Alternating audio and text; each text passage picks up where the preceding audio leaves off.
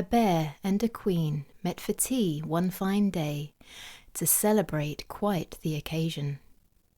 He had found love in a nation of hearts, and she was the heart of the nation. Their friendship to some seemed an interesting mix, but their difference just enhanced their joys. For Paddington got in a regular fix, whilst the Queen lived with grandeur and poise. One of the things that had made the two bond were routines both time-honoured and new. The Queen loved to sup with the bear and some tea, and a marmalade sandwich or two. One day the young bear put a quest to the Queen, whilst up high to swap hats with the maid. "You teach me how to be graceful and proud, and I'll teach you to make marmalade." Well, the Queen was delighted to share with her friend, and immediately said, "Pinky up! If one is to live with decorum and grace, one must always begin with one's cup."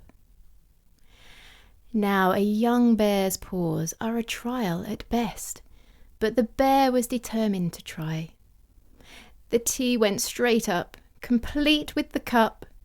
His fur took several minutes to dry. "I believe," said the Queen, "that this might be too hard. Airs and graces are not for a bear." Well, Paddington had to use all of his might not to give the Queen quite a hard stare. "I believe," said the bear, clambering down from his perch, "that my grace can be found from within. But to truly ensure that I don't feel so bad, I think we should go to one's kitchen." Once they'd arrived and they'd both washed their paws and pinnies protected their clothes, they set about squashing the orangey pile until quite an aroma arose. The Queen squealed with joy as the orangey goo splashed and splattered. She cried happy tears. "Paddington, I believe that I've had much more fun than I've had for some years." Suddenly, Paddington stopped quite dead in his tracks. The mood became sombre and still. "But I'm not being graceful or regal or proud, and I don't think that I ever will." His tears slipped right down his now orangey nose. "This friendship can't go on and on. Who will teach me to be graceful and proud the day that you've finally gone?" The Queen licked her fingers and patted the chair, eager to speak with her chum. "It's not just what you are," she said with a smile.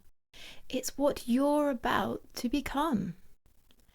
Though decorum and grace has its quite proper place, once I leave and smile down from above, I know I will see what's important to me. What we've taught each other is love." So through every cue, hymn, and funeral march, and when all the rigmarole ends, make sure you remember this lesson of love taught to us by two very good friends.